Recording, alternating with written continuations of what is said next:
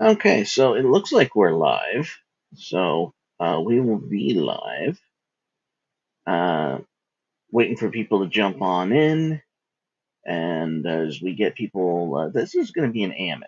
So this is a an Ask Shade Master Anything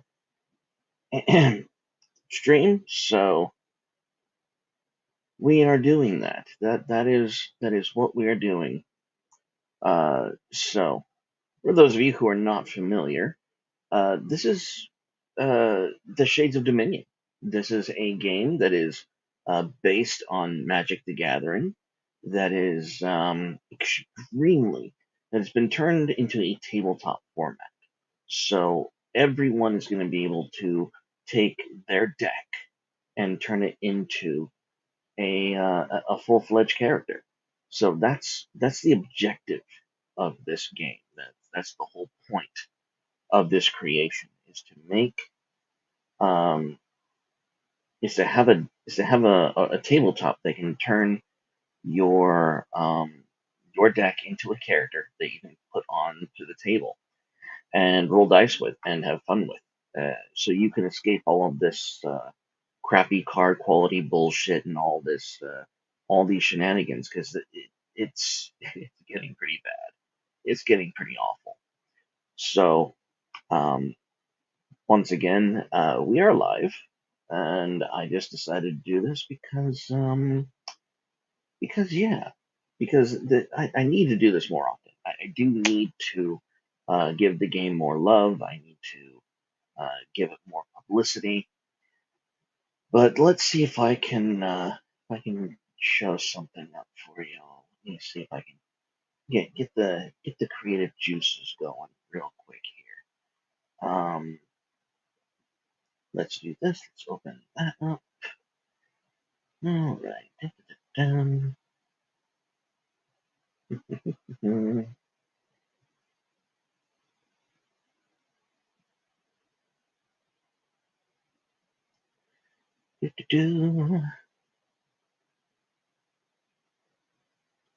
dun, dun, dun, dun.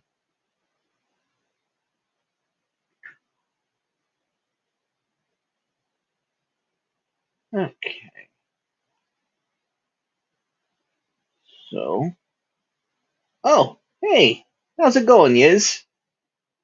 It is hopefully going well. I haven't gone live in a long time, so if we could get people funneled in here, that would be great. I don't think I showed two. Yeah, there we go. Ah, there we go. Oh, talking about game stuff. Oh, thank you for helping chill. That's what good friends do. Good friends. All right, now hang on here. Let me get out of studio. Er, I is not boomer. I swears. I is not boomer.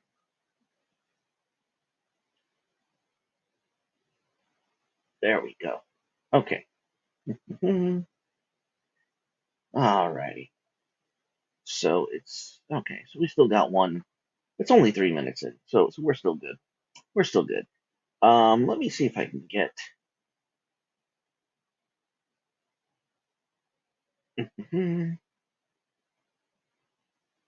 No slides. Video file. Share screen. Okay. So window. There we go. Yeah, let's get people in here because this is what it's about right here. Oh, there we go. Now let's see if I can change this setup right here. There we go. All right. Oh, thank you, Liz. This is what good friends are for. Thank you, Yiz. This is fantastic. Um, so we're gonna go over some of the rule book, some of the, and it's relevant because there is so much things that need to be discussed in regards to like the lore and story, especially in terms of where Magic is going now, in terms of their story wise, is um I don't want to say unprecedented. It's just bizarre. Like we're taking things that should be um what do you want to say? Things that are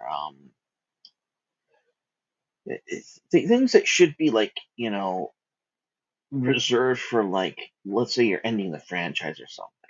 Uh like that's what they're doing with Magic right now, and it's really really weird.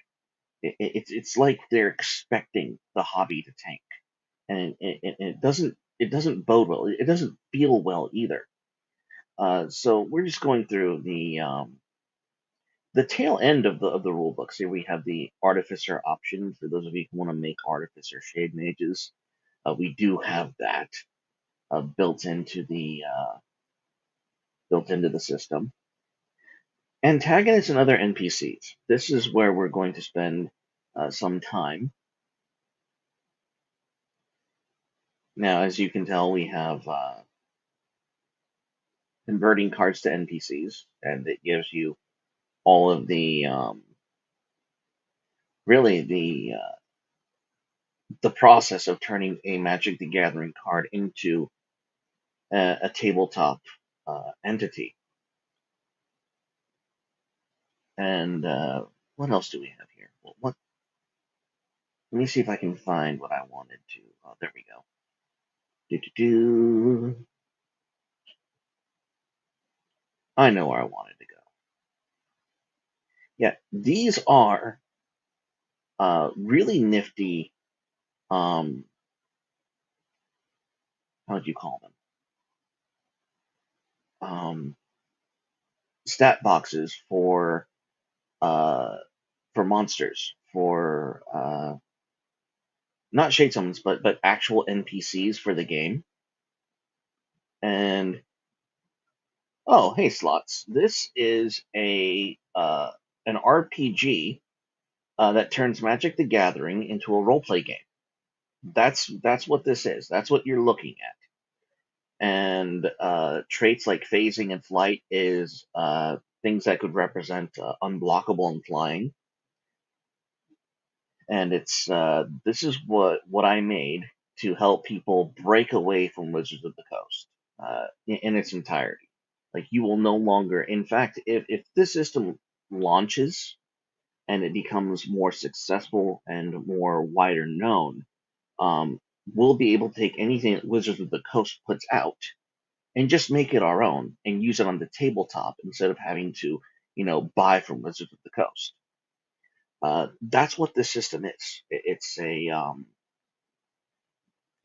hack. It's a bypass. Um, so that's what this is, and this is a system that I personally made. It took me about 7 years to finally get it all, um, to get all the concepts put together. Da-da-da. Oh, there's a typo.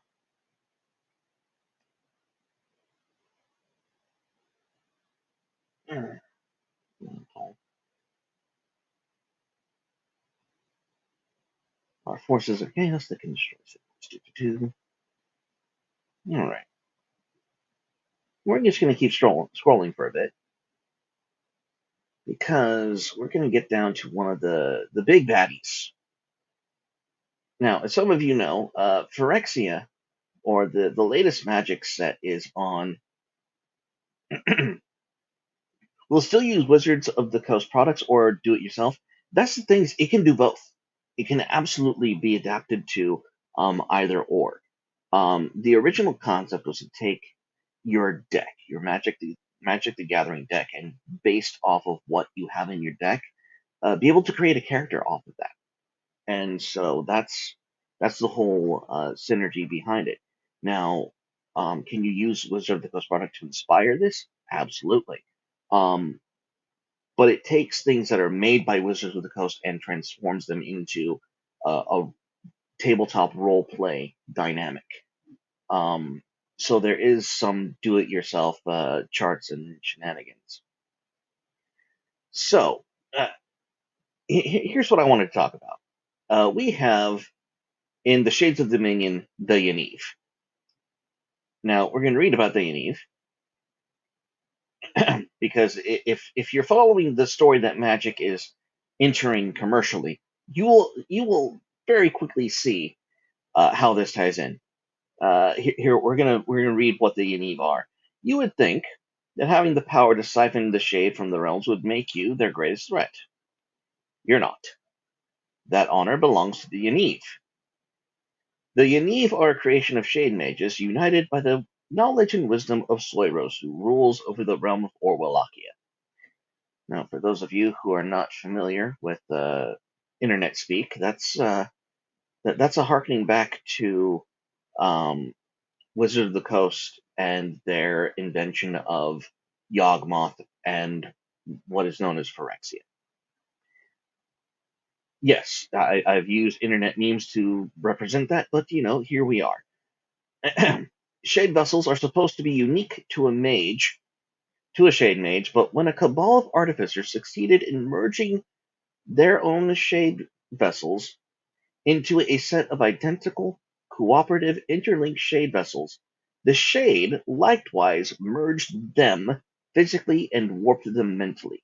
They became the first Yaniv. The Yaniv are hideous, malformed creatures with haphazard traits, features, and limbs. They are not identical, but it is clear that they are a mishmash of one another. They are grotesque and mannish. They are further disfigured by their use of the shade, which requires them to physically mutilate themselves in order to cast their spells. The danger of each Yaniv is that they all possess the same combined might. Oh, thank you. Each Yaniv possesses one another's spells, attributes, shade scores, etc., and when a Yaniv must siphon the shade, it does so for every shade vessel in its collective and can drain a realm of the shade in mere hours. For those of you who are not aware, the shade is like mana, except it's the old school kind of mana. It's the kind of mana that if you take it from a world, you're killing the world that you're on. That's essentially the shade. Luckily for you, each Yaniv usually works alone, while believing they are the head of the collective, and that all other Yaniv are out working for their interests. This makes the necessary task of eliminating them quite manageable. And we're adding some D&D Beholder lore into the Yaniv dynamic here. The reason Shade Mages work together to eliminate the Yaniv is that not only will the Yaniv drain a realm of its shade, they will also steal other shade vessels and transmute them so that the shade mage who owns them turns into a Yaniv. This increases their power and their number, and it increases their power level exponentially by each shade mage. Each of their spell templates, each of their attributes, it exponentially increases the power of the collective of each Yaniv. Nonetheless, notwithstanding, let me take a look at this.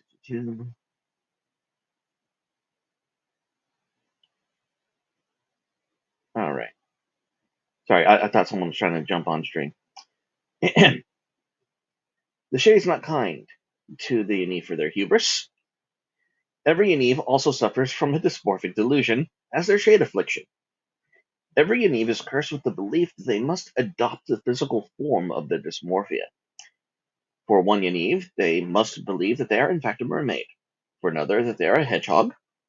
Far more distressing is that if a Yaniv catches on that you do not immediately know what they believe themselves to be, you will be attacked until you are dead. There is a tale of a shade mage who stupidly called a horn-wearing Yaniv a goat. That shade mage had their intestines inverted for not correctly guessing Guardian of Mephistopheles. So, if a Yaniv is found, gather your friends and dispatch of it quickly. Luckily for you, the Yaniv are cursed by the shade further in that none of them have access to the Vitality Dominion, which means that, unlike the elves, pointy knife-eared bastards, the Yaniv are unable to turn off your aspects for those of you who don't know what that's all about, um, your aspects are like your character feats, your special abilities. And an aspect spell in the Shades of Dominion could be giving you double strike. It could be giving you regeneration. It could be in haste. In this game, it is like rush, meaning that if you're exhausted in combat, you can automatically just ready yourself. You have that invigorating rush of energy that just enables you to jump back after getting knocked back down, and that's very advantageous. Having rush is a great boon in combat. And so, why am I going over all this drama? What is the point? Well, let me show you something as soon as I'm able to. Hang on, I have to find Chrome. Goodness gracious! Da-da-da. Oh, there it is.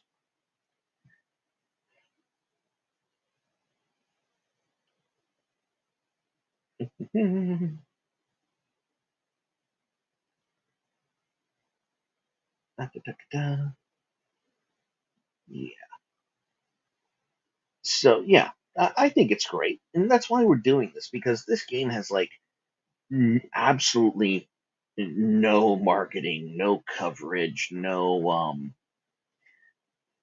nothing, nothing at all. So what we're going to do is we're going to share a different screen, show you do all will be one.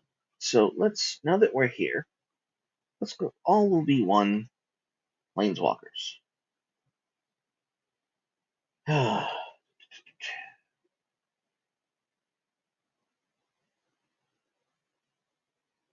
Yeah. So here we go. Gosh darn it.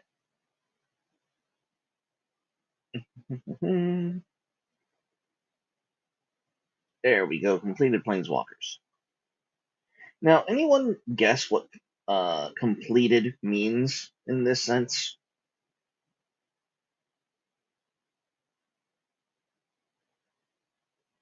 MTG Phyrexia, all will be one, will have 5 planeswalker quote unquote deaths. Now, what this essentially means is that these planeswalkers, all of them, will essentially. Oh, if you want to watch it being played, we have live streamed this game on Roll20. Those are on the channel, and I highly support you. Highly suggest you go and watch some of our live plays. We have definitely done that, and it's fun. It really is a blast to do. But anyways, what it means by planeswalkers confirmed to be completed is they're Phyrexians, which means that they are in the name of the Shades of Dominion, they're Yanives. This is something that I called out before even knowing that it was going to be done. The whole Soiros thing, the whole Yaniv thing, the whole planeswalkers becoming Phyrexians or evil or corrupted um, by Soiros. I called this. They're literally doing what I said they would do in the game. So I'm just gonna just take a moment and pat myself on the back, and yeah, that's pretty much what's going on. I just find it so weird because why are you so predictable? Well, why is it so um I it just takes all the fun out of like being right so often, like being able to call it so easily. Like it it it, it, it somewhat takes all the fun out of it. Like, you know? All right, so Planeswalker is confirmed to be completed. We have Luca.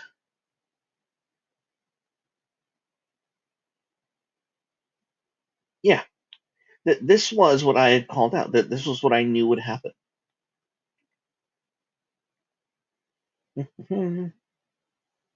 Look at this. Look at this nonsense. All right. Uh, Now, why on earth do I have to?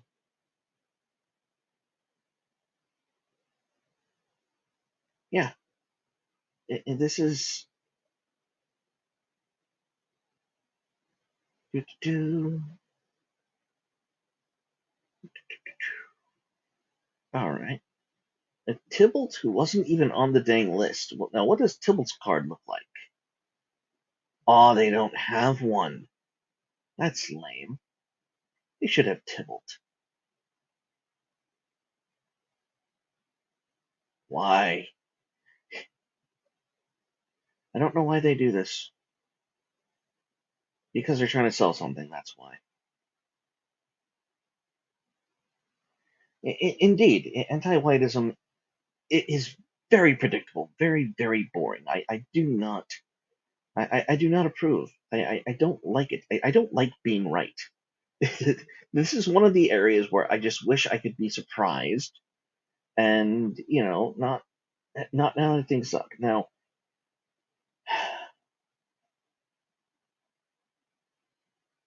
this is the current, to show you what the Yaniv look like in the game. This is not the Yaniv. This is Paladin versus a Necroleech. This is Shades of Dominion art. This is stuff that was commissioned for the Shades of Dominion. Uh, Whoa, okay. So, let me show you the Yaniv in the game. That is the Yaniv. That is what we're talking about when I mention the Yaniv. Evil demons uh, who go forth, grotesque and mannish, and, violating women. That is the quintessential Yaniv. And this is a website that I made for the game that isn't official. It's not like publicly. You can go to it if you want to, but it's I haven't attached a store to it. You can't get the PDF at it yet. Zucky the Mouse.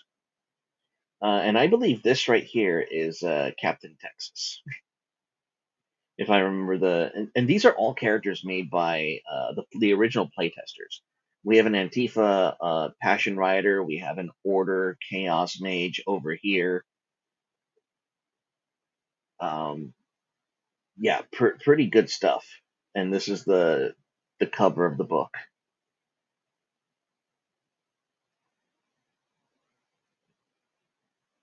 We can go into the about section.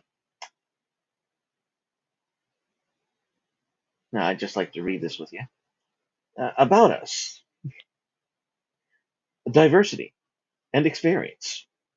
All these things you can read at the shadesofdominion.com.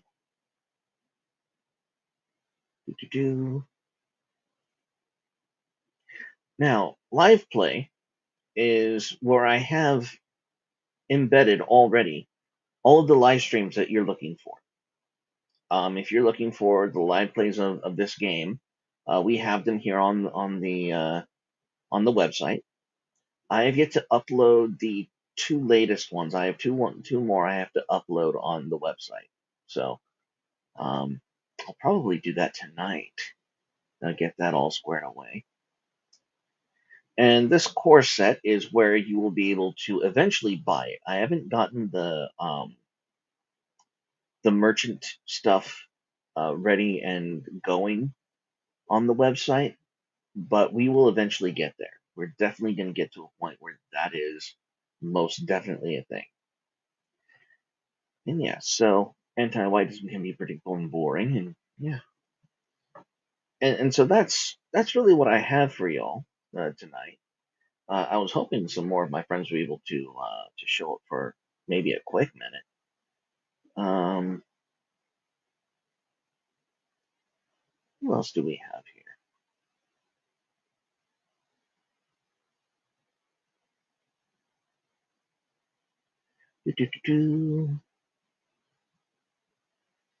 So I did leave in the description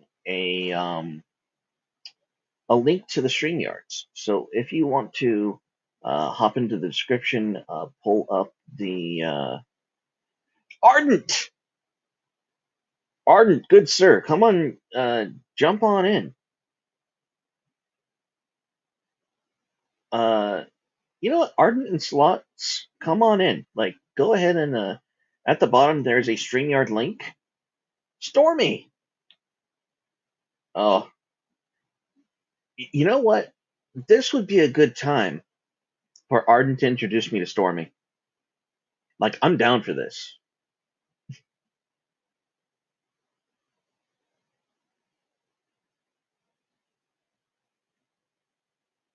Like, in all seriousness, like if Arden and Stormy wanted to come on and be mushy, like I'm down for that. Let's see here. Oh, Ardent, I'm showing off the website.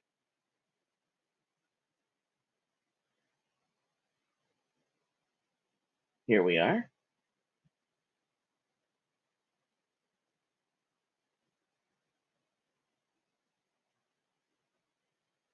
Oh, hello, the Joneses.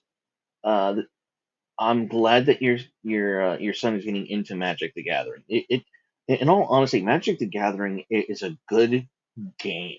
Like, mechanically speaking, it is a solid game in terms of understanding resource management, understanding what you can do on turn X, how many lands you need in a deck. It's a very awesome, good game that they are driving into the ground, and it's I hate to see what they're doing to the hobby, but this game is legitimately something that I want to show the fandom. Like, we do have a choice, we do have options. We do not need to stay chained to a company and a culture that openly hates us. We can and should use other venues. This system, the Shades of Dominion, really does allow you to turn your deck into a character, in a sense, and you're able to. I just lay down for bed, damn you. I'm sorry. Like, okay, you gotta understand. I did homework all day today. I did all homework all day yesterday. I'm interviewing for jobs in the afternoon, and this is the first time that I've been able to just relax and do just something lackadaisical, and something that I felt was somewhat productive and meaningful. So I'm enjoying this.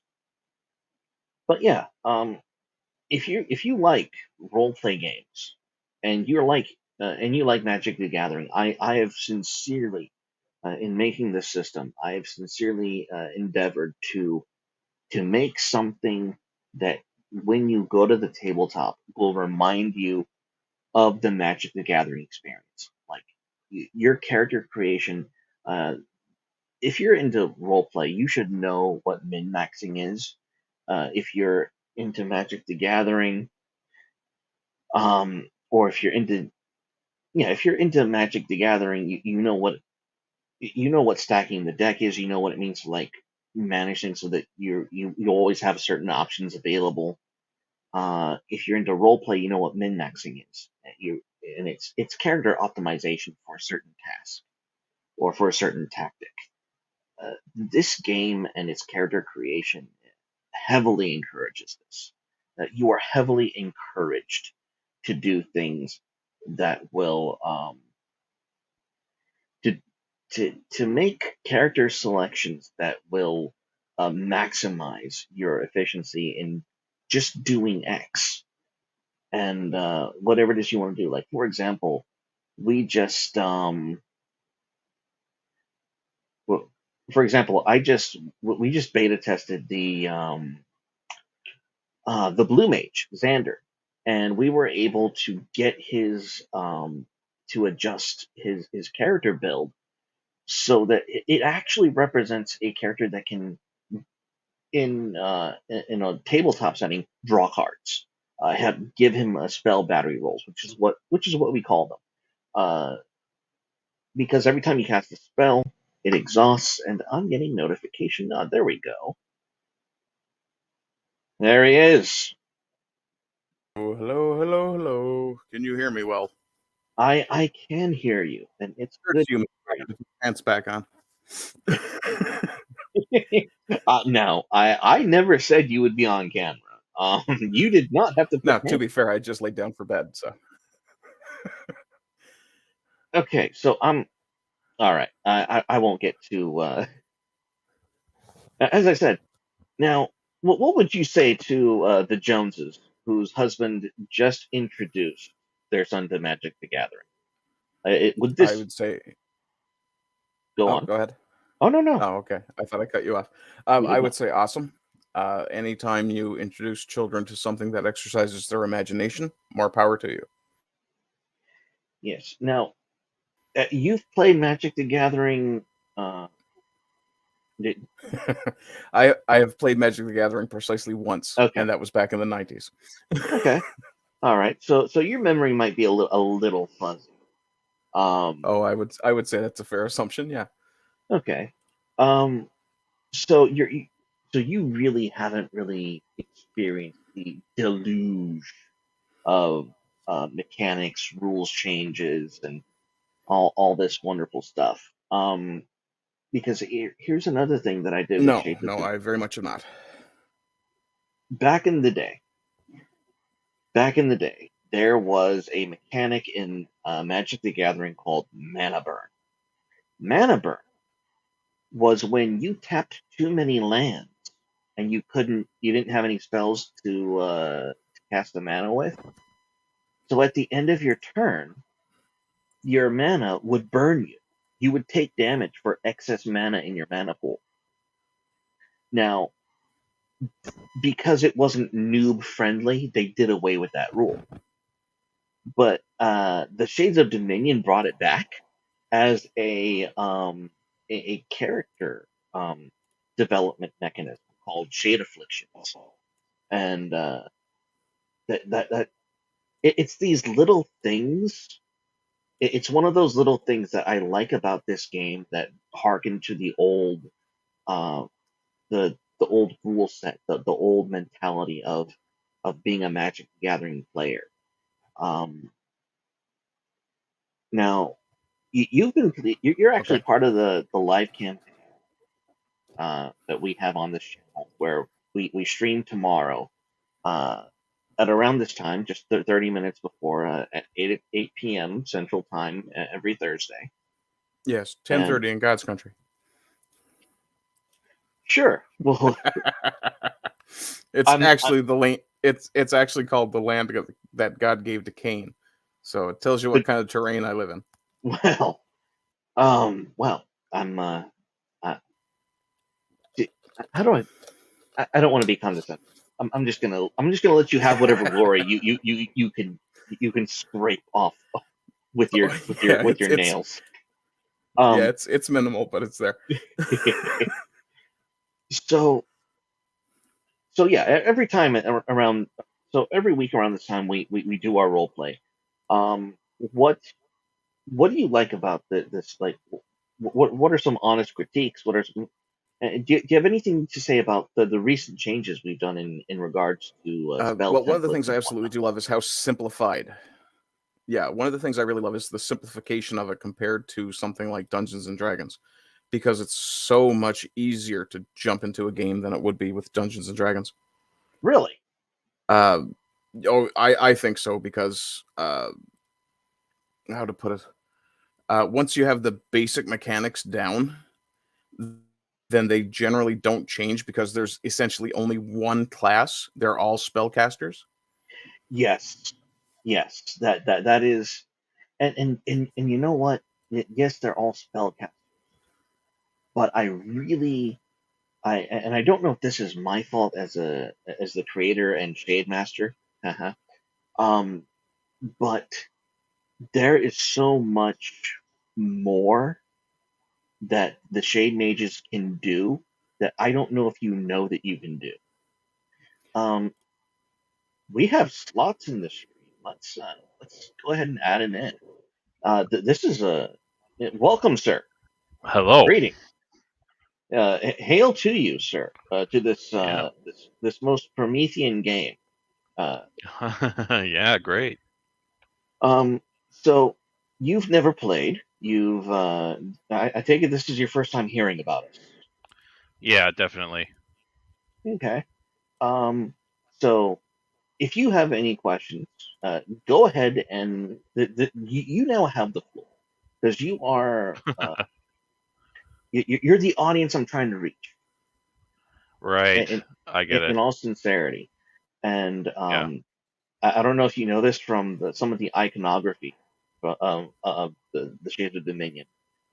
Each Dominion, representative of the five magic colors, is represented by a Nordic rune. In the So game? yeah, the iconography is from Nordic uh, runes and symbols. The blue is represented by the web of weird. So we're very thematic in that sense. I love the white positivity community. Um, Awesome.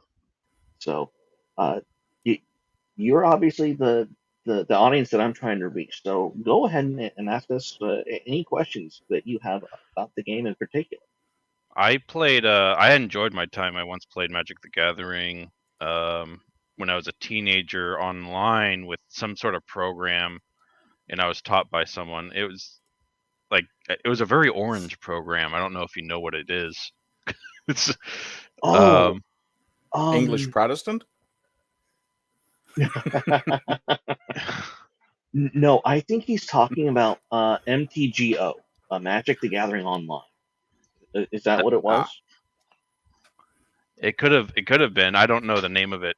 Um it didn't look official. It looked uh like something a hobbyist would make.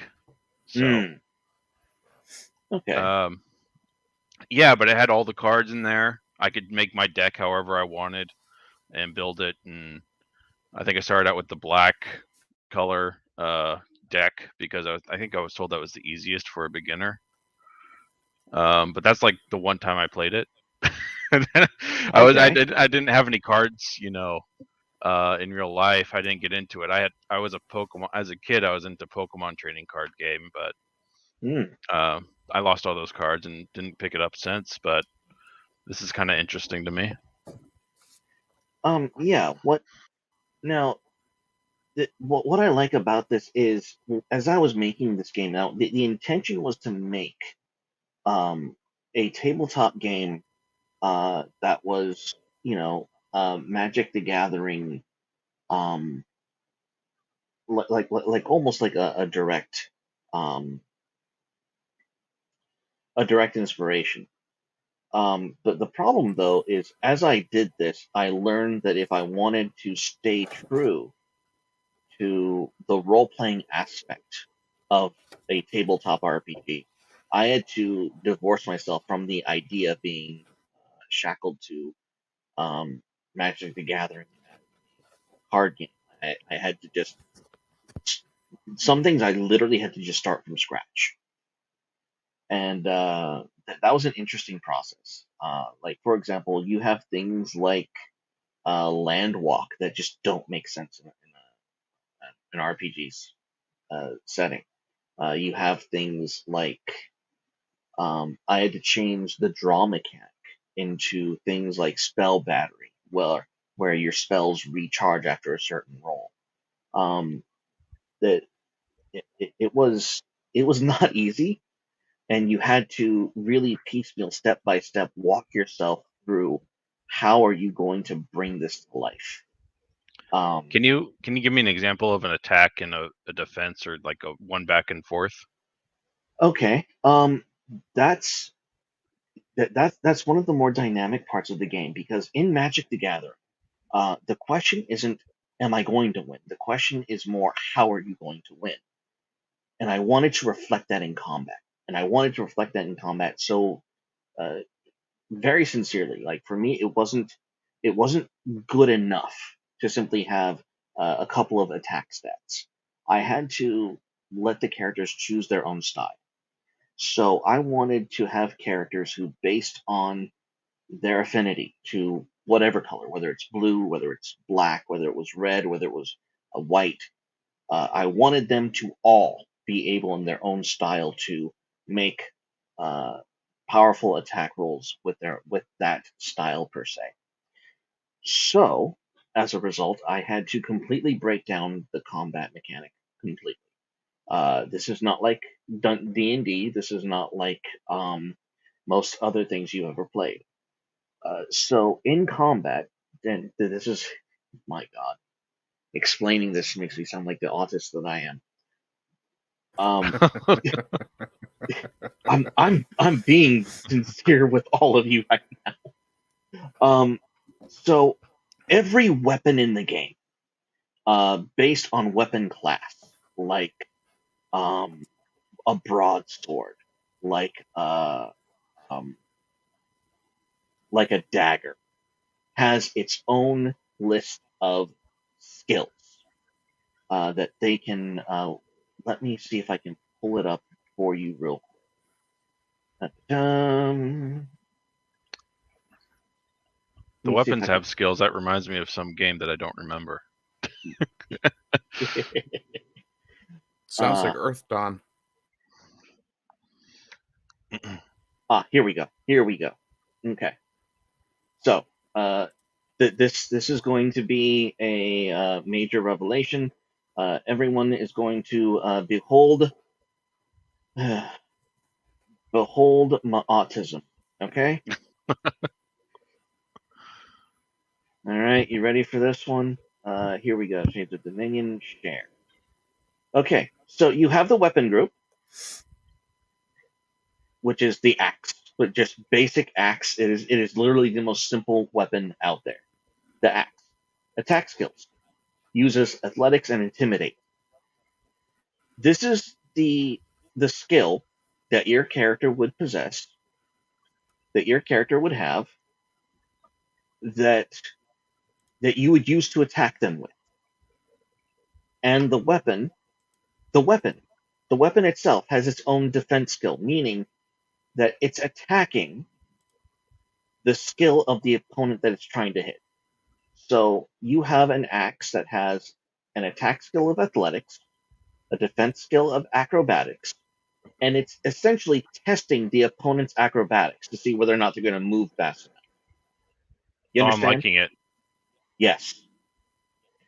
That is the autism of this game. And each weapon group has its own attack and defense skills.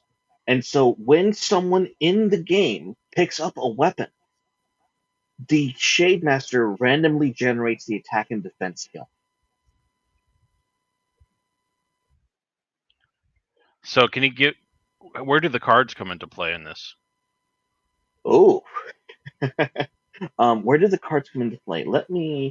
Uh, let me show you some of that. That is up here in the shade templates, the spell templates of the shade. So here we have Aether spell templates. Now, here's what's important about the spell templates. Here, spell creation. Um, in Magic the Gathering, you have the 5 basic colors, right? You have Yeah. black, blue, green, white, so on and so forth. In Shades of Dominion, you don't, and the idea of having spell templates is that you can stack spell templates on top of one another. You can have a lightning bolt with a lightning bolt that deals 6 damage instead of 3. So we have that dynamic from this. I don't call it a core rulebook. I call it the core set because it is a core foundation set for the power level of the game. In this game, you don't mix templates based on color. You mix them based on attribute. So each dominion, each color has 3 attributes. So in Aether, in blue, you have illusion. And illusion is self-explanatory. It's invisibility. It's very strong creatures that fold with the slightest touch or hint of perception. Does the Dominion pair with the weapon and boost it somehow? No. What? Hang on. Yes and no. Um, the Dominions. Uh, you know what?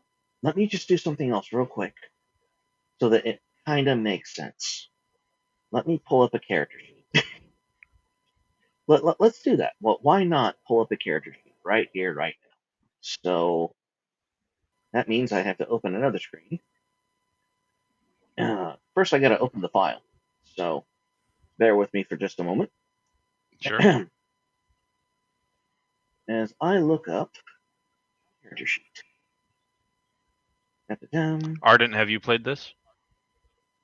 I have actually. I've played quite a bit of it. We've been playing a campaign for 4 or 5 months now. Cool. Yes. And Yeah. like I say, I have one session, actually probably only one match or even one game. I'm not even sure exactly the terminology one would use to describe a game of Magic, as I said, from back in the 90s. But I've played a lot of tabletop role-playing games in the style of Dungeons and Dragons, like a lot of D20 games. The old Dungeons and Dragons second Yeah. edition is what I actually started playing. And there is a lot of crossover. There's a great deal of opportunity for role play in this as well. Yes, Nice. and that was something that as I said, the whole mana burn thing that I mentioned before. In this game, there's something called shade burn, where you get burned uh, based on your shade afflictions, based that are your kind of like your character feats in D&D. Like for example, if you're Arden, give an example of your character aspects and your fate afflictions, sir. Let me see. Well, my character concept was basically sort of a Knight Templar Paladin sort of guy. My intent had been to avoid using the shade as much as possible. Uh, Hmm. but one of the, let me see here. I'm just scrolling through my character sheet. Okay, so one of my character or shade afflictions is I must always tell the truth, the whole truth, and nothing but the truth. Essentially, I cannot lie. And now Interesting. I'm thinking back through the gaming that I've done, and I'm trying to remember if I've ever lied, and I don't think I ever have. but the thing with that is, let me see. Move over. That So the gives me burn a would be shade if you burn of lied. 3. Yes, So if if you yeah, if I lie, were to tell a lie, then I would suffer the consequences of a shade burn. Okay. yes. And how do you set your shade? Is that just something you make up? Hang on. In terms of the attribute itself, you mean? Yeah, what you'd be burned for. Is that something you just make up on your own for your Oh character? no no no no no no. You would be burned for how would you you would be burned with damage. No. I mean, like the reason for the burn. Is that something you make up with your character? No. Yeah, it's a role. It would come from the role playing, I think. Well, it is a sign. The shade afflictions are a sign. In the sense that um, when you choose the perks that you want for a character, there is an assigned a shade affliction to those perks. Like for example, you shared your shade affliction, but what was the character aspect that caused that affliction? Just 1 second. Doing a quick search. Is there like a list of shade afflictions, or They are listed below the like yeah, when you are, oh, there we go. I have There we are. In my case, I had taken a combat aspect called Short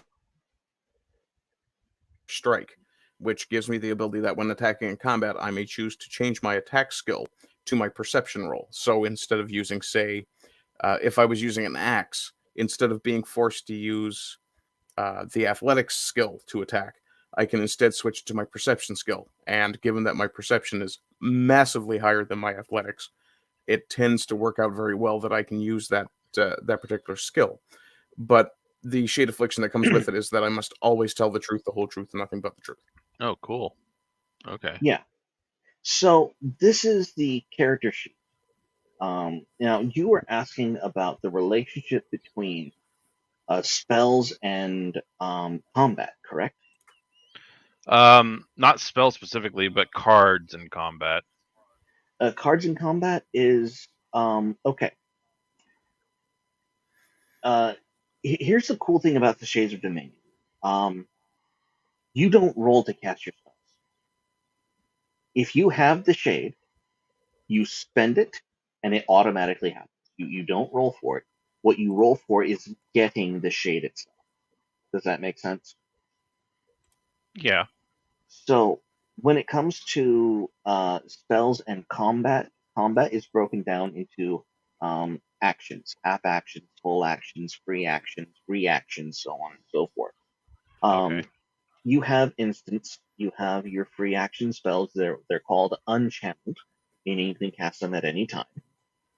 You have your channeled spells, which are your sorceries, things that cost a half action to cast, like very much like an attack roll. Uh, Attack rolls are half actions, generally speaking. And in the category of channeled spells, you have spells that you can use to enchant things. These are called your aspects that you can cast on yourself or others, even enemy targets. And then you have shade summons, which are, of course, creature spells. So that's how the spells interact with combat. Is in the action um, economy, if you can call it I that. kind of get That that. um, so But in other aspects of this, I'm pulling up the skills part of the character sheet, Yeah, I see it. and your skills are a combination of four of your attributes. So it's a trickle down system essentially. Uh, Whatever you choose to be really strong at, and as a magic caster, this is primarily a mage focused game. I see Uh, the skills on the left hand side there, where acrobatics, athletics, bluff, and all that, and it has the attributes, right, that it needs to, or what is that? yeah, your skill in these attributes all contribute to your score in acrobatics. So you have chaos, you have growth, you have illusion, you have protection. Then you have a modifier box over here, but nothing's in there character creation, so you Okay. ignore that. And every skill is a combination of four attributes. And up here are your attributes. And as you go through character creation, you will choose what kind of mage you want. You want to be one dominion? Do you want to be split between two dominions? And that will Okay. determine your scores, how many points you have, and the points you get at the beginning will determine how many library points you So get. when I And you choose a dominion, what does that affect on this sheet here? Okay. When you choose a dominion, you will be selecting from this box right here, Yeah. and your score will either be 5 in 1 or it will be 3 in 2. Okay. And what that does is it does two things. The scores go into your shade cap, and then you'll get uh, it's it's double attribute points per shade point. That sounded very poorly. Like I don't expect you to know what that means, I but don't know what you I've said said. it anyway. Yeah, I don't know. Well, okay, let's simplify this because I can. I'm a total noob to Magic the Gathering, by the way. So you're explaining explaining Okay, it to all someone right. to like totally Okay, ignorant on character this stuff. creation. There it is, right? Oh, I'm not sharing that screen with you right now. All right, so let's present the other one. I swear, guys, I will get better at this. There we go. There we go. Like, right there. Character creation. You have mono shade, you have dual shade. Okay, cool. That's So, not Dominion, right? Or that is Dominion. Dual shade. It's just the kind of terminology calling it a shade, yes. right? Okay. Yeah. So you have a mono shade, you have dual shade. And so this gives you your general stat out based on the kind of build you want. You want someone to be one color, or if you want them to be two colors. Right. And so it's generally broken down along these lines, and it's just about wanting to decide: do you want to be a combination? What kind of combination do you want to be, or do you want to focus more on one color? What kind of aspects do you want to shine more? What style do you want to play with? And there's a lot of potential in terms of character creation. But you're Right. all There was playing. each Dominion had like insight or no, that was weapons, but Yeah. okay. Never mind. Sorry, I'm probably Well, messing no, that up. and you brought up an important point. The point is that as you're adventuring, um, you're gonna find weapons that you might have better luck with, if that makes sense. But you have to go out and go get it, and that's something that I really love this game. Like I made it something that I myself would enjoy as a Magic player. I made it to something that, as a role player, that I would love to min max and just be the absolute best at. And I can't just And it's sounding fun. I mean, you choose your Dominion. You want to get a weapon that's appropriate for your Dominion, so you have to go find it in your adventure, and that sounds fun. yeah. And now Arden recently picked up a weapon that didn't bond with him very well because it was made by elves, right? Never Friggin' trust elf. an elf, right? Darn pointy ears. Dirty knife-eared curly-toed bastards. No, the thing I was going to say about it too is, in a sense, my character concept, because I do, ironically, being an atheist, tend to play a lot of paladins and spiritual characters like clerics and druids. Uh, One of the things my character concept kind of handicapped me by doing was to avoid using the shade, but in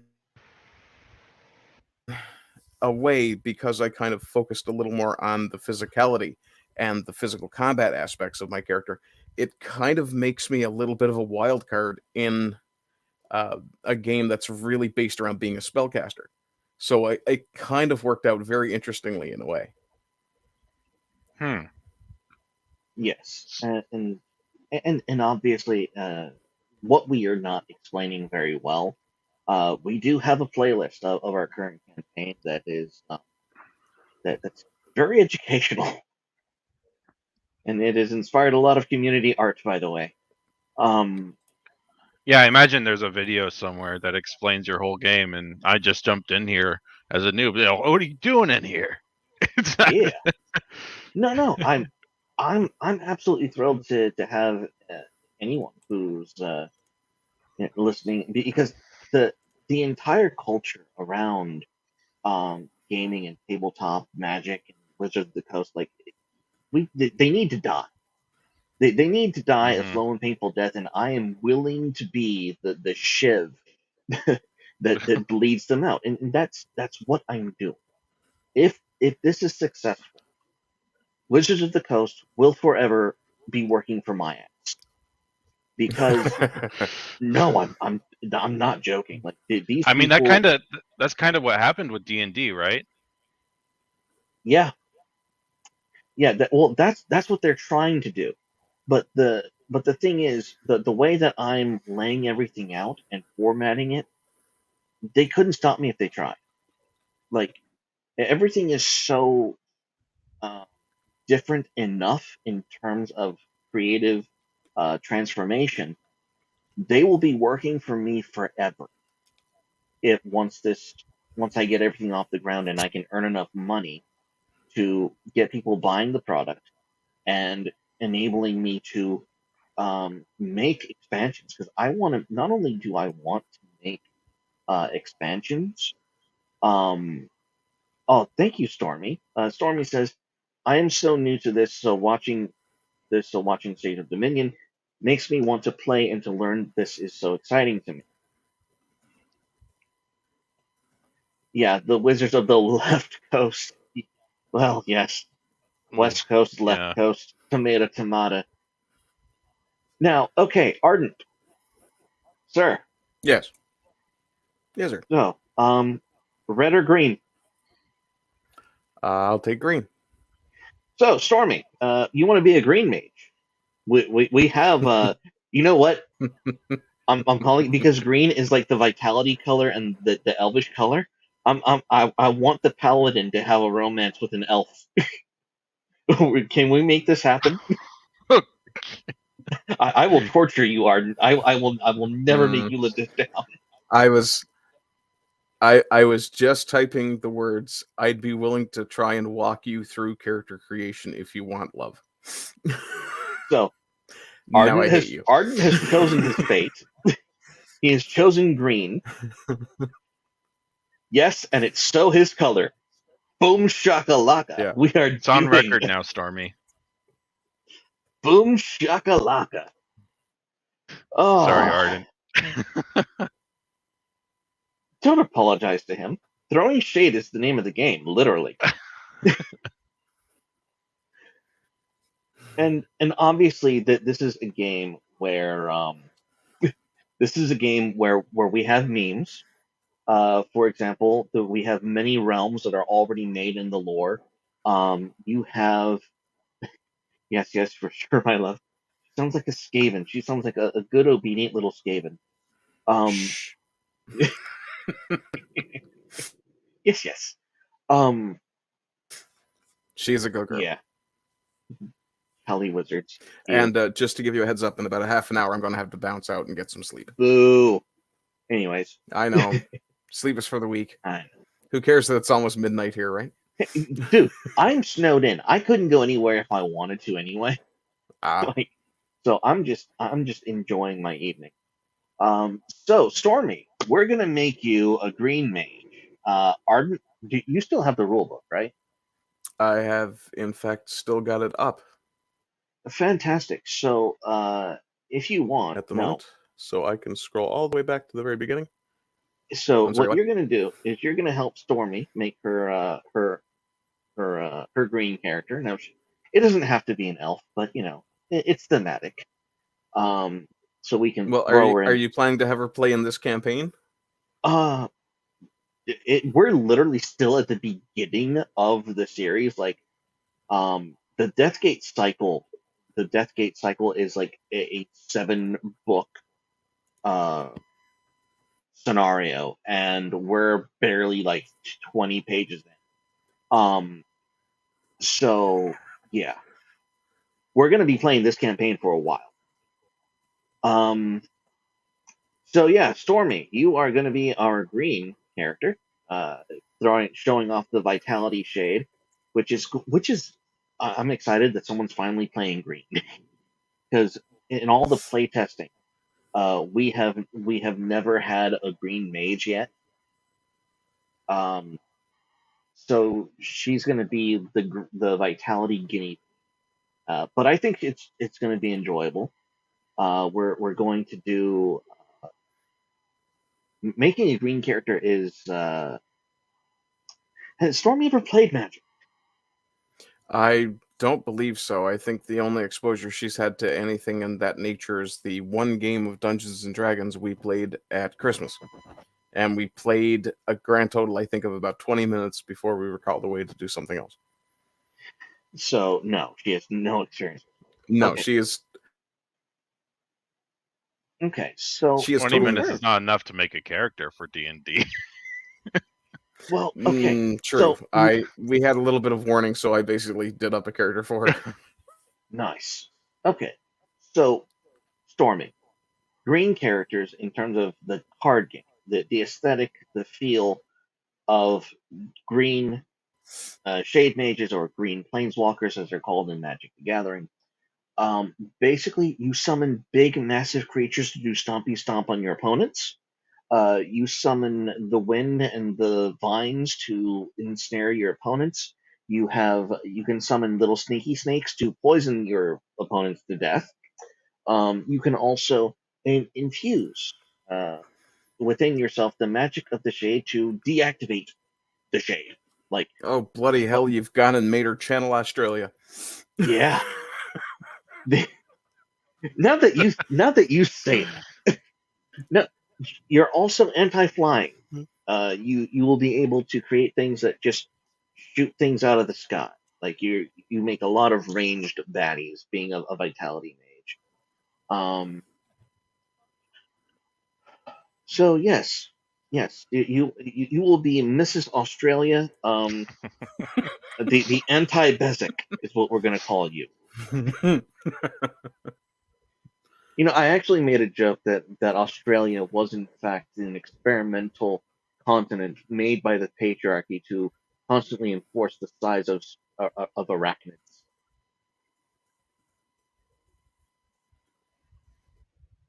Never mind. That went over everyone's head. Um, it's the guy's job to kill the I have to spiders. apologize, actually. I've got a lot of lag, so I didn't hear half of what you said. Yeah. Anyways, I was just making a very poor joke. Ah. All hail the patriarchy. Anyways, Okay. I attend the monthly meetings, and we are reinforcing the tightening standards on glass jars.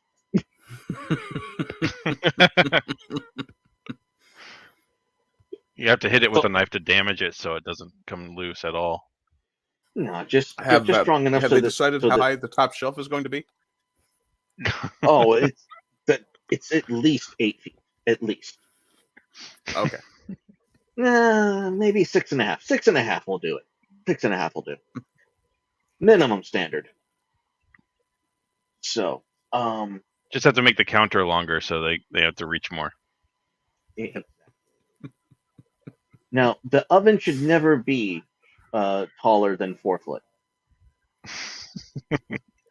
No, and the chain to it should never be longer than 6 feet. No, Arden, that's the dishwasher. Damn you! Oh, sorry. I thought she was the dishwasher. Oh my god. Oh yeah. yes. Yeah, I'm gonna pay for all of this later. I know. I'm just thinking about that. It's funny. It's okay. I have her on record. She loves it. It comes back to bite. Oh, You're welcome, Arden. I'm not a I'm not a terrible person. I'm not a terrible person. No, that's my job.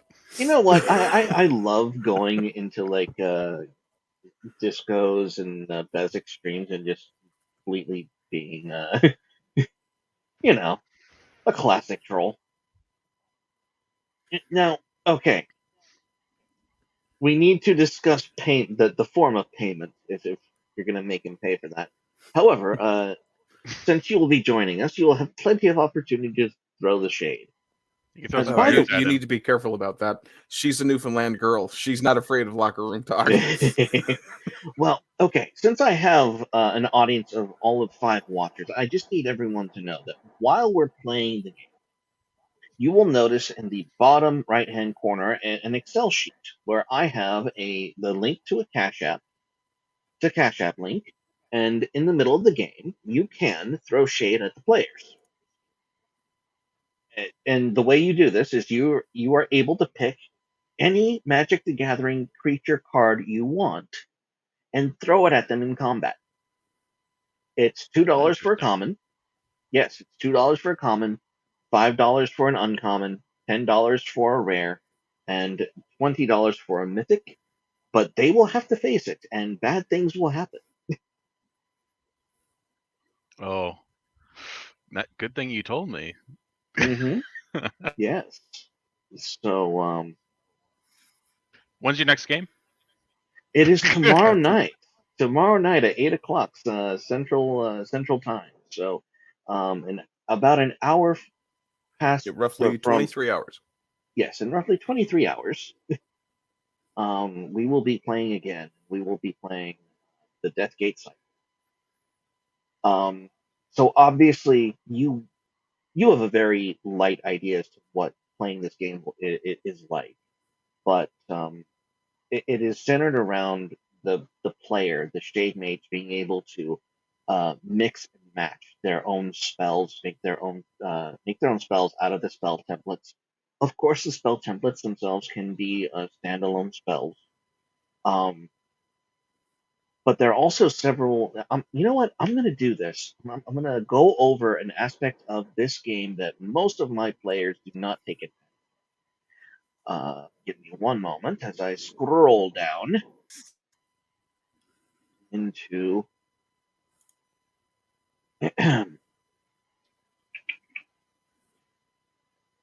artifacts. We're going to go over artifacts. Here we go. Okay. Okay. So this is a part of the game that most of my players do not utilize nearly enough, and if they did, it would make the game far more interesting. So creating artifact templates. Artifacts can become too heavy and bulky to carry throughout one's travels across the realms. If you're into Magic Gathering, read realms as planes if you're confused as to what we mean by that. To alleviate this, a Shade Mage has the option of turning any non-shade item into a spell or a spell template, which can be casted Interesting. and create the item whenever it is needed. These are not summoning spells, but recreation spells that last until they are no longer needed. The cost of doing so always requires the use of a single library point and the destruction of the item you would like to make a template of. The Shade Mage's Shade Vessel will then create a channeled spell for that item. So it's a channeled spell, the unstained shade cost of which is determined by the bonus that item would grant you in accomplishing the task it is designed to perform. What's an unstained shade? Unstained shade. So, for example, um, you know how you saw. Let's go back up. Let's go back up. All right. So, no, let's. Yeah, we're going back up. Going back up. This wouldn't make sense.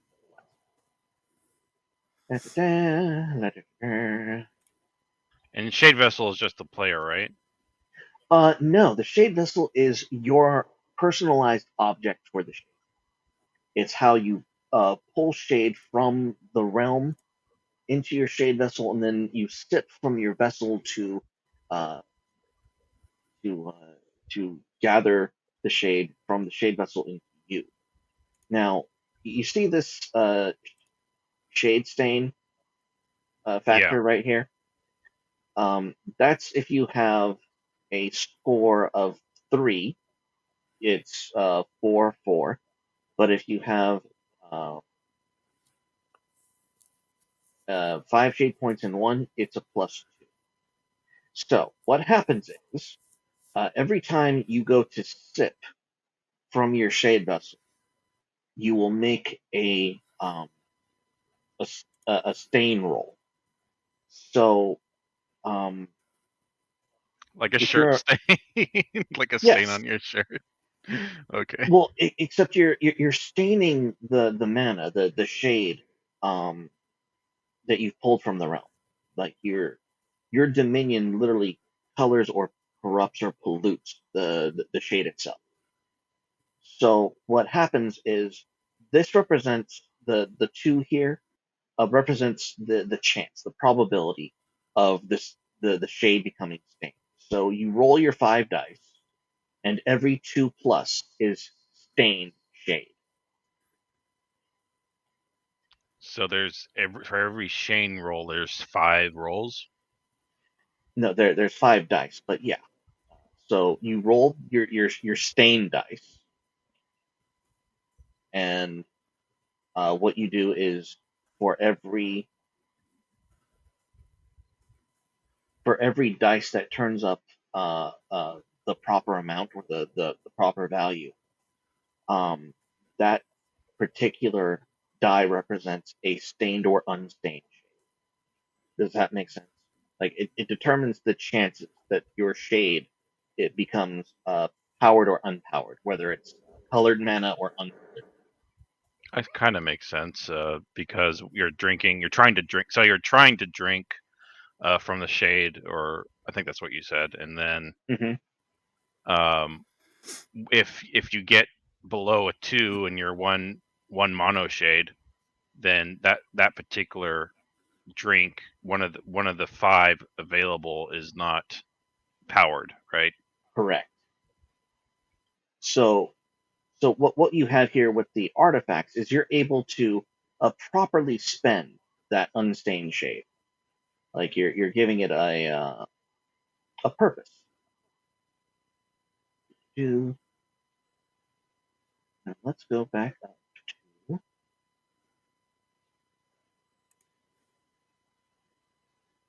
there we go. No, where did you go?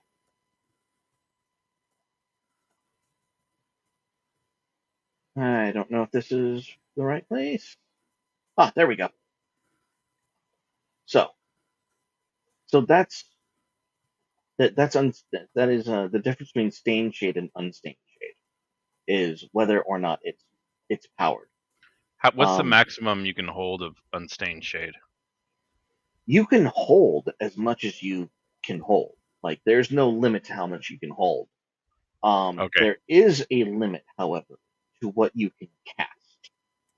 Um, if you looked at the character sheet, there was shade capacity and uh, shade score, and part of that shade score is your shade cap, your shade capacity. And when you cast a spell from an attribute school, you cannot cast above that. You cannot cast a spell higher than your shade cap.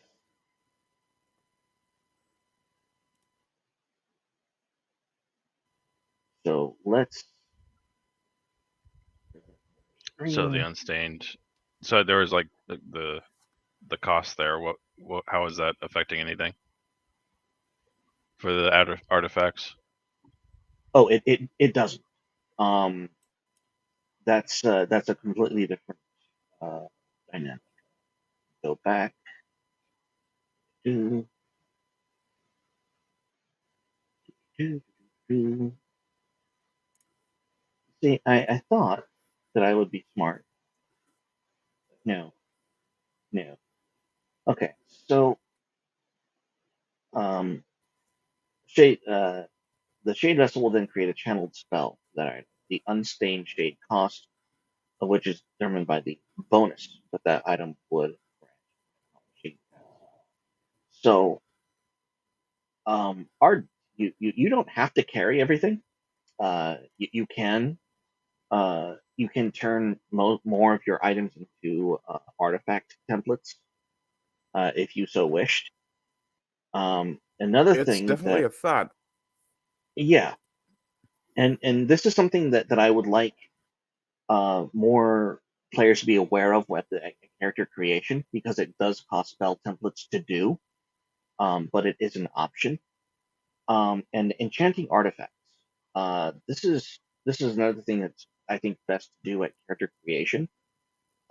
So when using an artifact that has not been made into a template, that's important.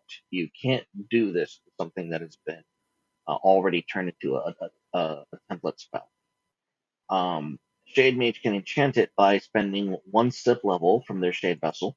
That's another thing about um, um, the Shade is your Shade Vessel has a meter, a bar of how full it is, and if you're in combat, you have to roll to see whether or not you successfully sipped from your vessel. Does that make sense? depending on how low or how full it is. Um, and so you can spend a slip level from your shade vessel and focus on the shade in the artifact for 1 hour of gameplay, and you can either add a +1 bonus to all rolls made with the artifact, or you can add an aspect spell from your library to the artifact that will stay on there permanently, like as if it was imprinted. Um, After enchanting an artifact this way, the cost to make that artifact into a template increases by whatever you use to buff it up. If it was just a +1 bonus to unstained, or if it was an aspect spell, then it's the stained shade of the spell that you imprinted. And it gives an example that if it's enchanted by the light aspect spell, then it would increase by 1 purity shade. So um, that's artifacts, and I like pointing that out because not a lot of people have used that particular trick um, in their character creation. And if Stormy had chosen red, um, she would have wanted some artifact assistance depending on the build she wanted to make. So, any other have I scared anyone off?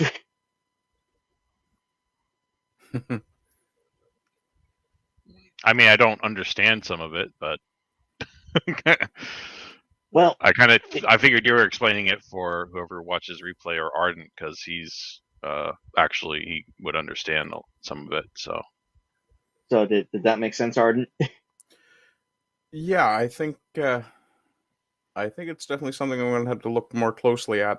Probably around the same time I'm helping Stormy set up her character.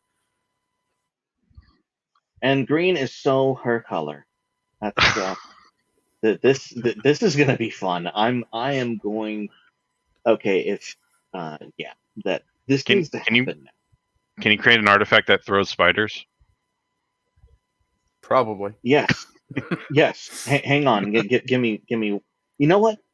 Okay. So I was telling you that you don't mix colors, you mix attributes. So, um, destruction, which is the red color, is divided into three different attributes. There's Yeah, chaos, combustion, and passion. Um, Passion is a weird one because it's the aspect of Magic the Gathering that says, okay, it's the turning your own creatures against you kind of thing. That's the kind of aspect that it has. And then you have in Vitality, in the Green Dominion, you have things like poison counters, first strike, and ranged and damage flying and whatnot. So it is possible. It's possible to combine the destruction attribute and the instinct attribute. So red and green, uh, destruction, not destruction, combustion and instinct.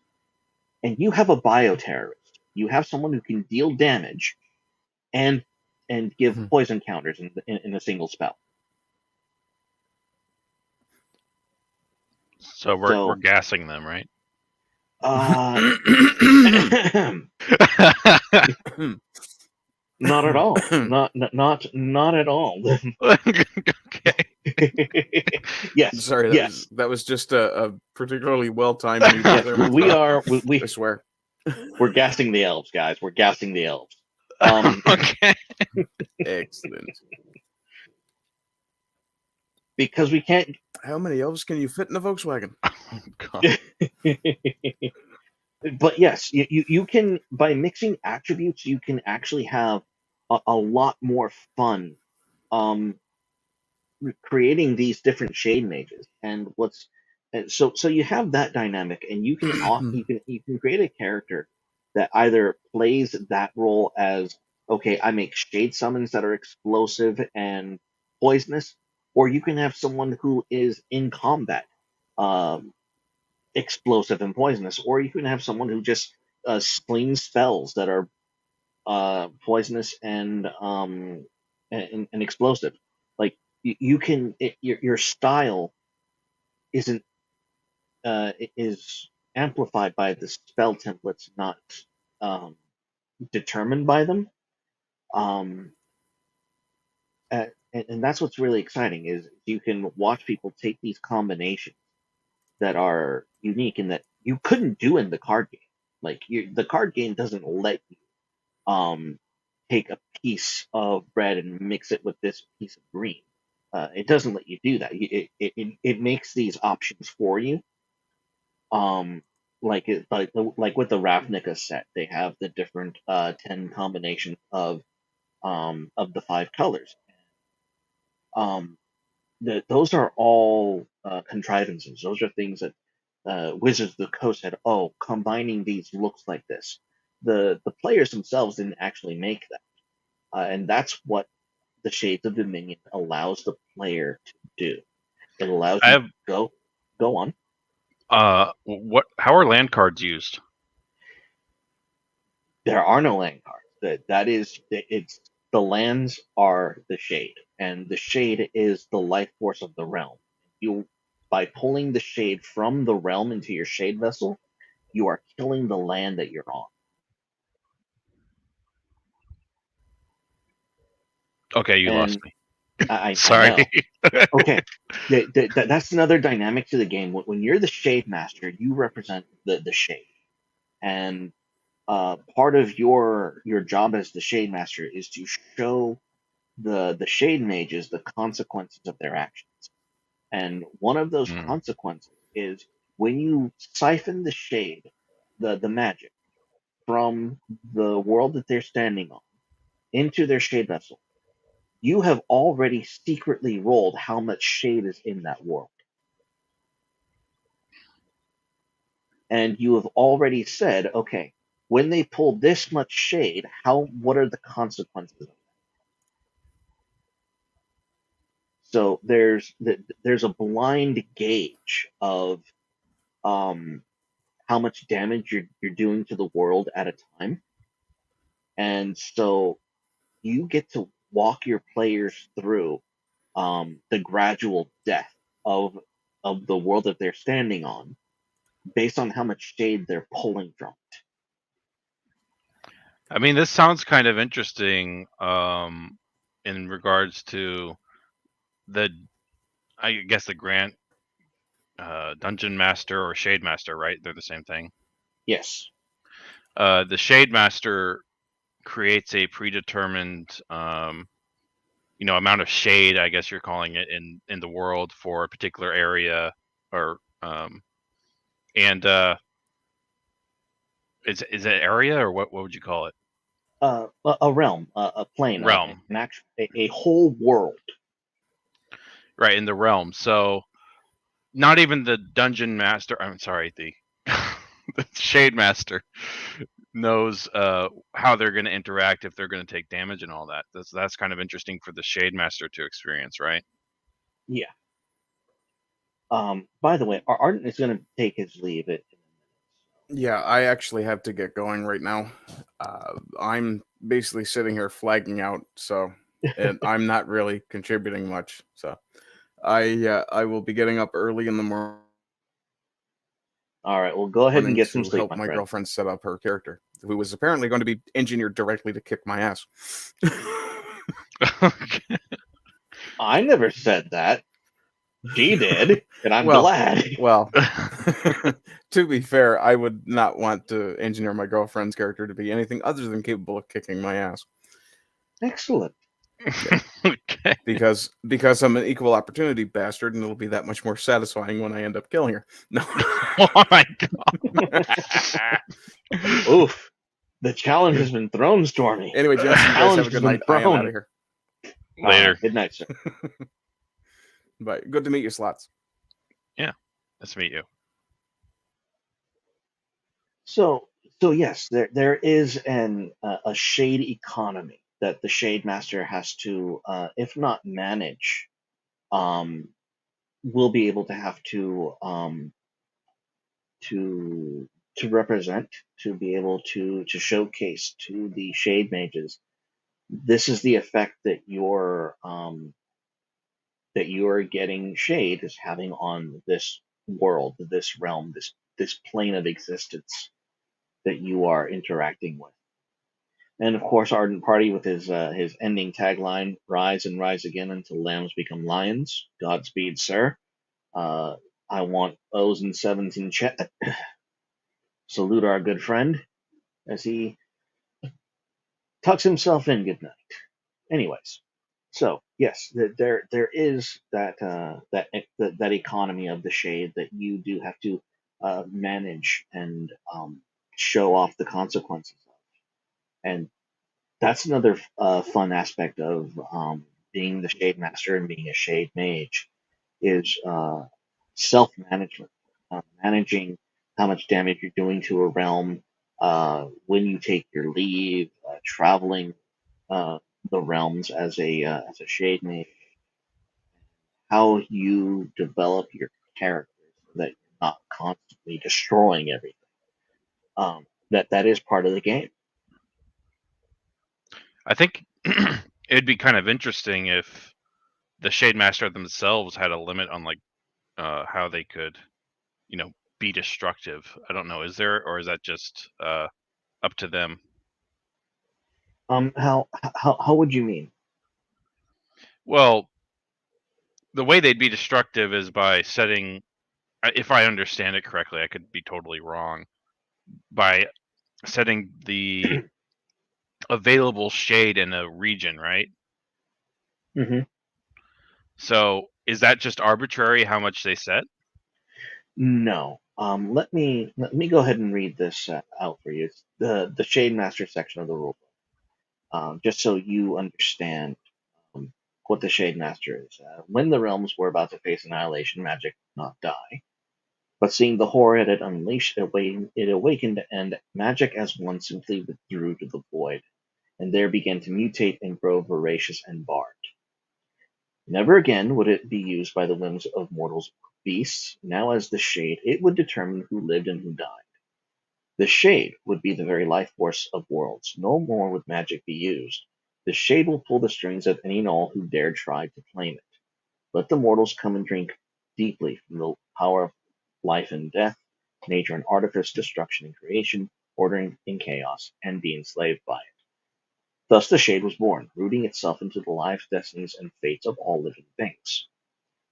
You, as the Shade Master, play the Shade in this game. Your goal and agenda is to maintain control and balance of the realms.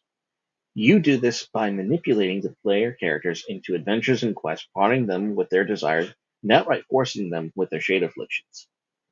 This is the price of the Shade. And this brings us to the Realm Shade track.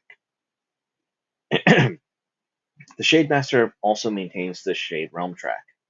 The RST is represented by how much shade is in your realm your players currently reside in, and it functions as a large shade vessel that the PCs draw from whenever they make their siphon rolls. Not all realms start as full. In fact, a few might be dangerously close to empty when your players arrive.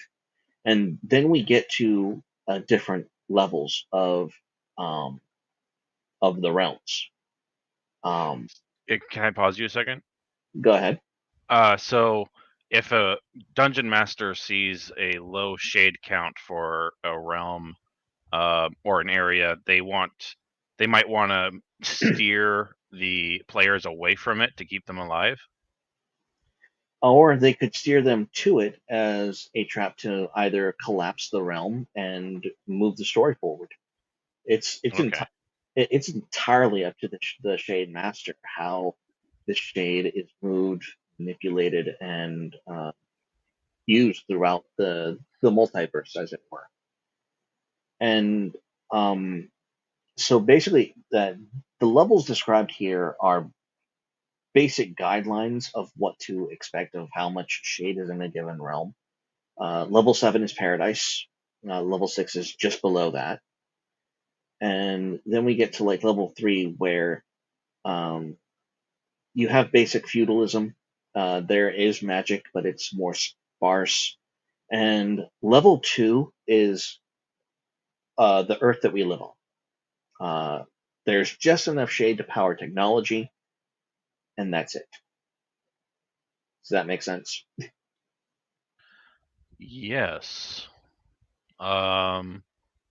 At 0, the realm breaks apart. Find a way out from it or die with the realm. Yep. Interesting. Now, after a realm is dropped down from a level, it doesn't kill the realm. It just drops down a level from what it once was. So a 7 can become a 6 and still survive. It will never become a 7 again, but you haven't Right. destroyed it.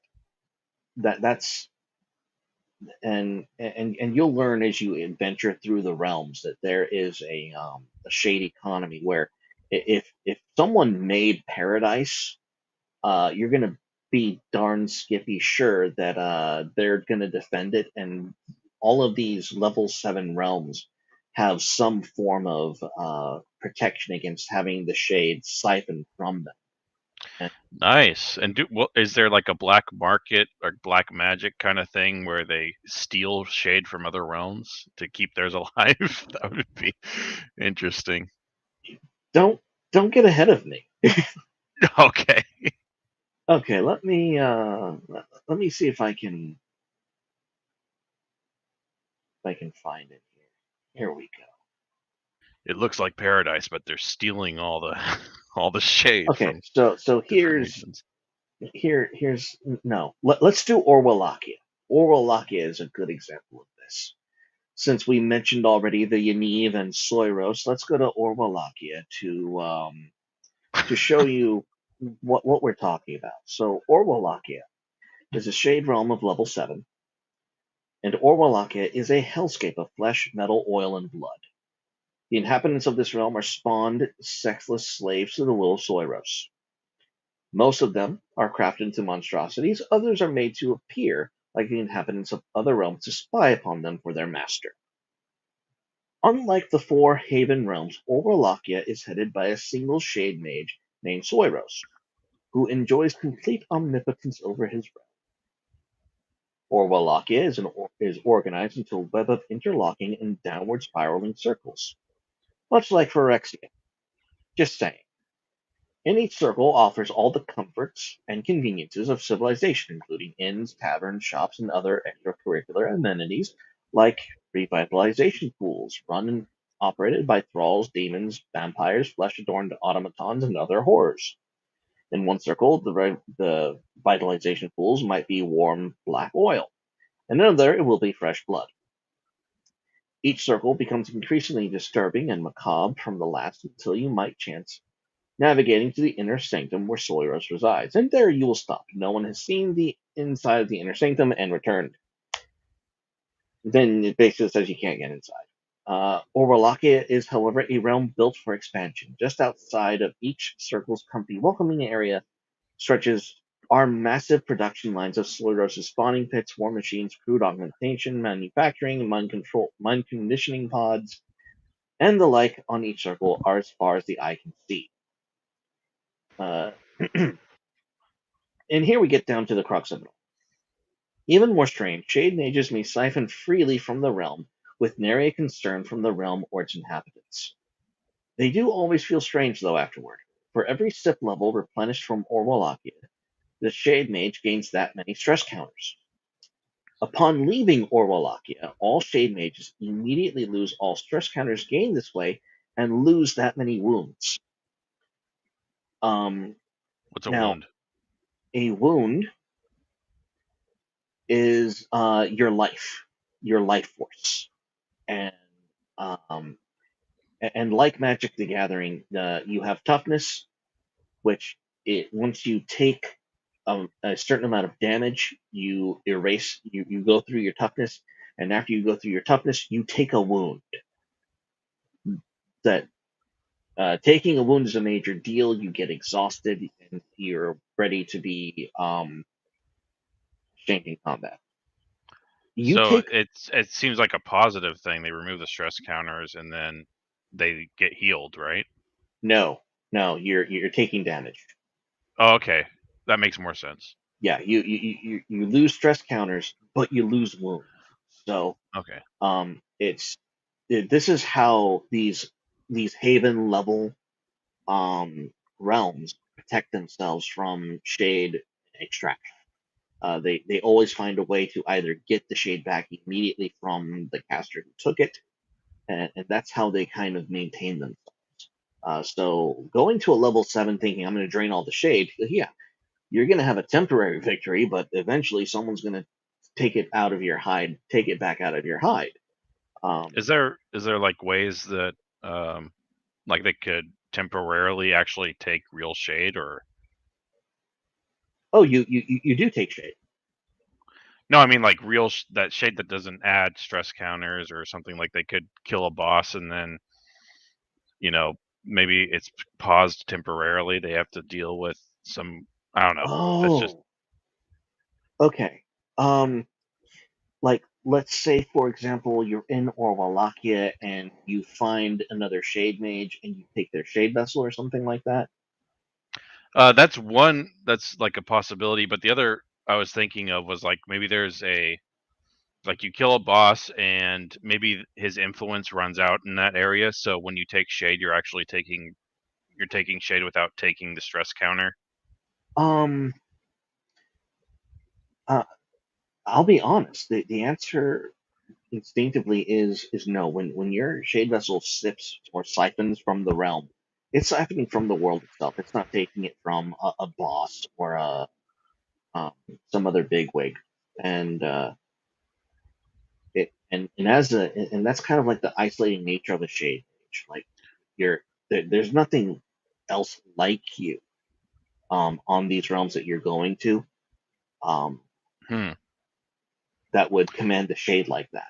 Like you would have Okay. to, yeah, you would have to find another shade mage and siphon their vessel, and um even that is that's not even a feat that I've made a mechanic for yet. But Well, that's not the that. benefit of me, you know, being a total noob, is that I don't think about the whole picture, so I start thinking of creative ways to use the small picture. Oh, Right? no, no, no. Believe me, this conversation was going to be had eventually anyway. Um, Okay. and it was a rabbit hole I knew I would have to go down. That that So that's not a problem. so for the shade, you're always taking shade, and you are actually taking shade from the realm, but you also get wounds, or you get a wound taken. No, no, that's just from Orwalakia. Orwalakia itself has this special rule for Orwalakia. Yeah, that's what I meant. I was, yeah, in Yeah. Orwell-Lakia, you're still taking shade from Orwell-Lakia, but you're also taking wounds. Well, you're gaining stress counters, and then when you leave Orwalakia says, "Oh, you have stress counters. I take shit. I take wounds from you," and that's how it replenishes its shade from your house. Oh, so you So can gain Orwell-Lakia can gain shade somehow here. yes, from you by ripping the stress counters from your body. Yes, that's an internal mechanism that keeps balance in the realm. Hmm. Okay. I don't know what a stress counter is, so Oh, um, let's do that because I have a blue mage who may or may not understand what stress counters are. So we're going to discover stress counters just real quickly, and then I think we'll end the stream. I think sure. we will take it from to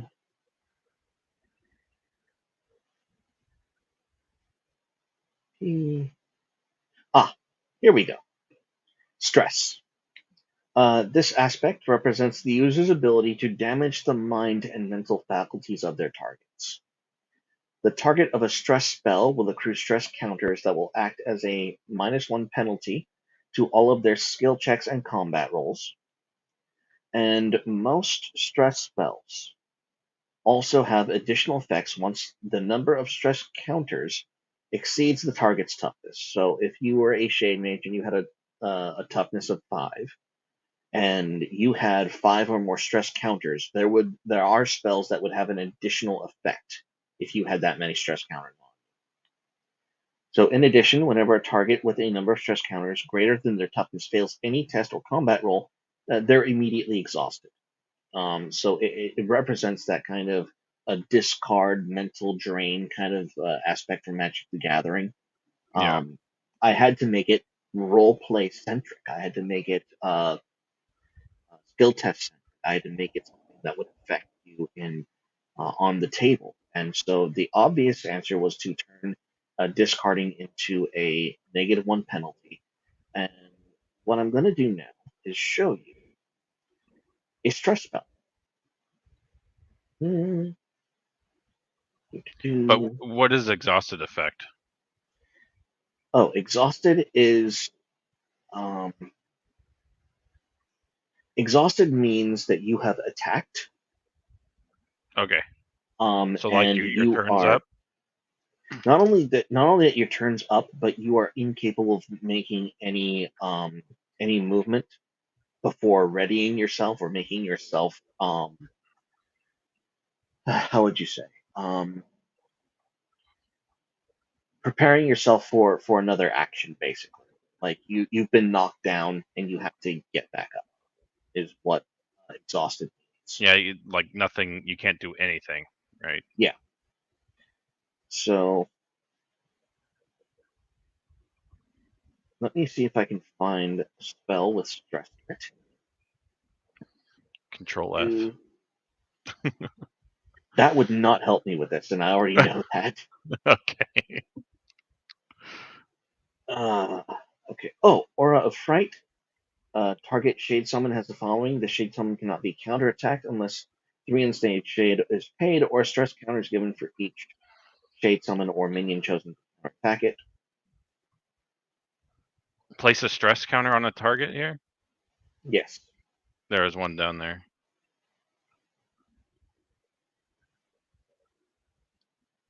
Right This there. one? Stress. Oh, it's actual Yeah, spell called stress. that's Okay. an actual. It's a. Is that a channeled spell? Yes, that is a channeled spell. Yeah, put a stress counter on the target. For each stress counter, the target suffers a -1 penalty to all skill test rolls. At the start of each turn, the target exhausts itself, a ready spell, or an active aspect it controls. So if this is on a Shade Mage, they have options as to what to do if they have counters equal to or greater their toughness. Um, but there's more. Let's go down. Here we go. Here we go. That's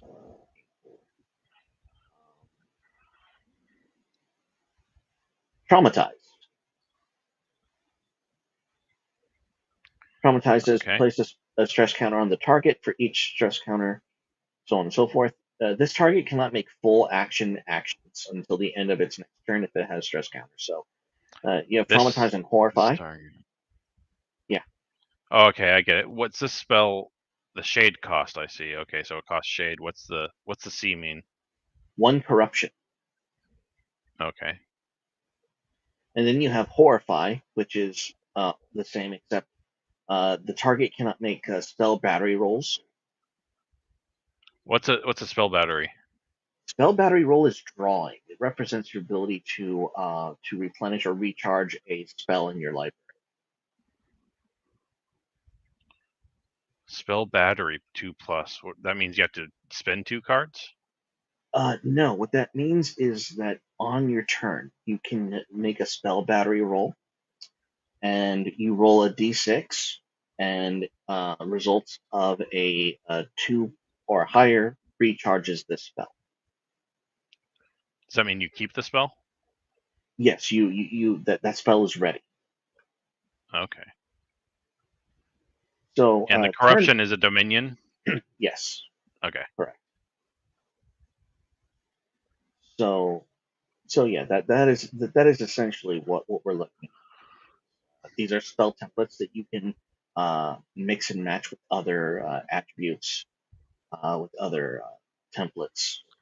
So if I went to Orwalakia with stress tokens already on me and I left, would it? Yep, it would compound.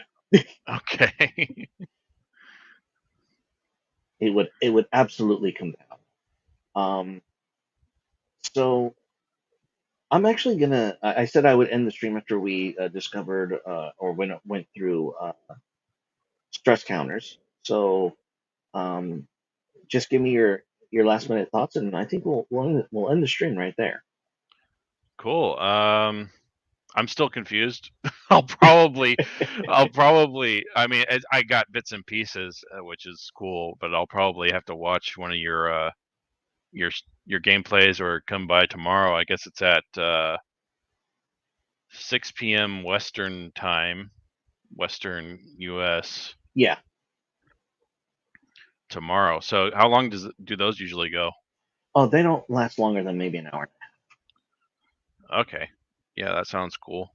Um, Other than that, I mean, I did say it's cool. I mean, I like it. The soy roast really made me laugh about that, but I'm not too experienced with Magic enough to comment or and familiar to give a good assessment of you know gameplay mechanics. But I like that you invested so much time into this. It's really interesting to me.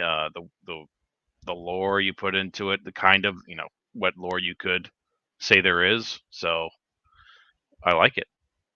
Awesome.